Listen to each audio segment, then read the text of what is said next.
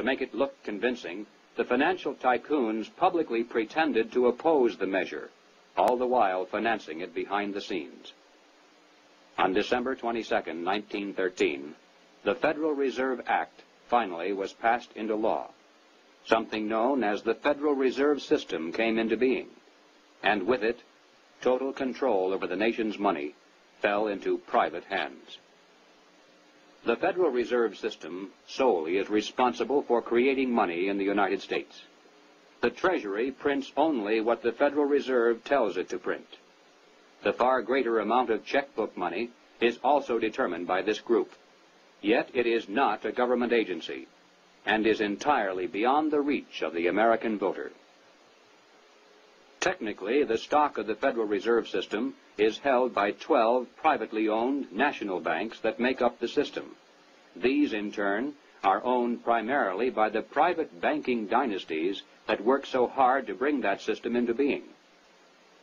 By law, the 7 members of the Federal Reserve Board are appointed by the President for a term of 14 years each.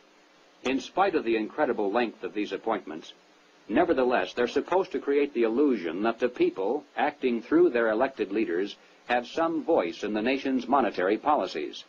In practice, however, every president since the beginning of the Federal Reserve System has appointed only those men who were congenial to the financial interests of the international banking dynasties. There have been no exceptions. It is now known that the original Federal Reserve Board was handpicked by Colonel Edward Mandell House, who early in his career had represented British and American banking interests. The intimate papers of Colonel House, edited by Charles Seymour, reveal House as the unseen guardian angel of the Federal Reserve System. In the words of Mr. Seymour, the Schiffs, the Warburgs, the Kahns, the Rockefellers, and the Morgans had faith in House.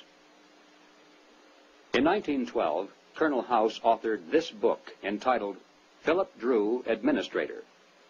The hero, a thinly disguised version of himself in real life, was a behind-the-scenes manipulator of prominent political figures. In the disguised form of a novel, the book lays bare the general strategy that has been followed ever since, even to the very present. It tells of how a small group of insiders cause a depression, and then bring about the election of a man named Rockland.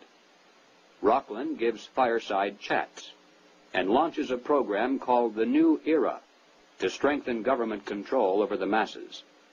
Eventually, the insiders who control the government weaken the country deliberately to the point of civil war, which provides them with the excuse for establishing a dictatorship under Philip Drew. Colonel House was the man who selected Woodrow Wilson as a presidential candidate, and later became his principal advisor. Wilson was totally dependent on House for all political decisions. He was his alter ego. The president himself had written, "Mr. House is my second personality. He is my independent self. His thoughts and mine are one. If I were in his place, I would do just as he suggested." When the federal government goes into debt, it borrows that money from the Federal Reserve System. The national debt presently is at the 400 billion mark. Just to pay the interest on this debt, taxpayers are forced to contribute over $20 billion every year. And remember, that is interest on money created out of nothing. At National Convention time, $20 billion can determine far more politics than all the shouting and placard waving and brass bands combined. And one can only imagine the economic and political pressures that are brought to bear on a candidate seeking public office. Pressures and commitments to make sure that if elected, the new president will make the correct appointments, not only to the Federal Reserve Board, but also to ambassadorial posts, government agencies, the cabinet, and even the Supreme Court. This is why, through the years, administrations change, party labels change, but major policies do not. In 1870, a wealthy British socialist by the name of John Ruskin was appointed as Professor of Fine Arts at Oxford University in London. He taught his students that the state must take control of the means of production and organize them for the good of the community as a whole.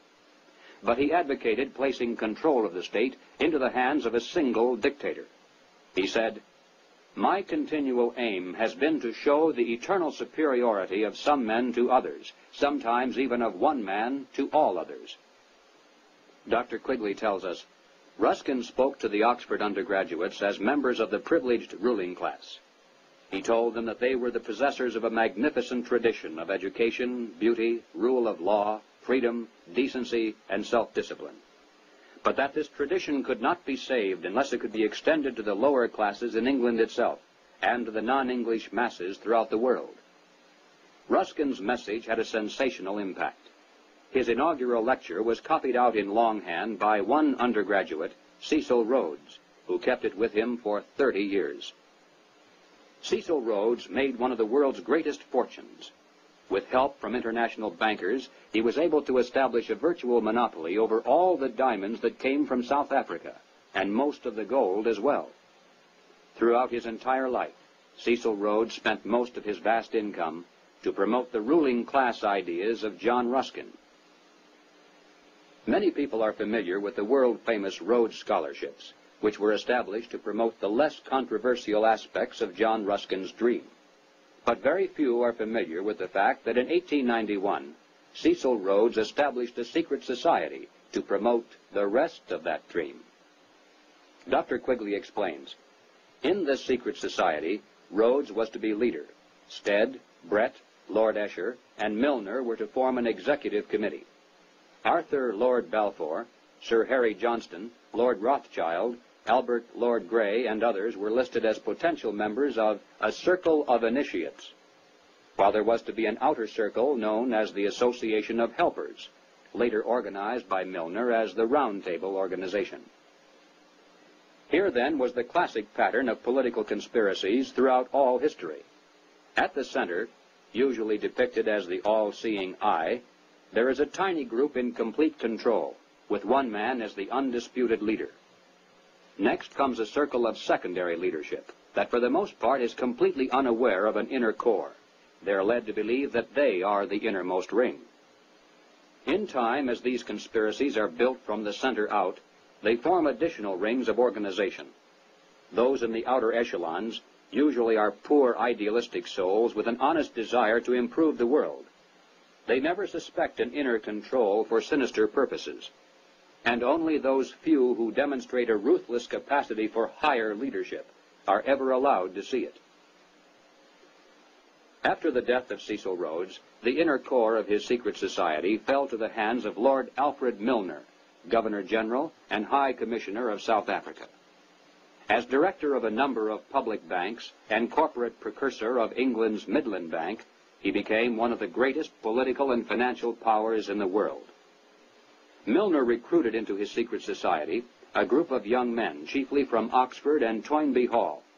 And according to Quigley, through his influence, these men were able to win influential posts in government and international finance, and became the dominant influence in British imperial and foreign affairs up to 1939. Under Milner in South Africa, they were known as Milner's Kindergarten until 1910. In 1909 to 1913, they organized semi-secret groups known as Round Table groups in the chief British dependencies and in the United States.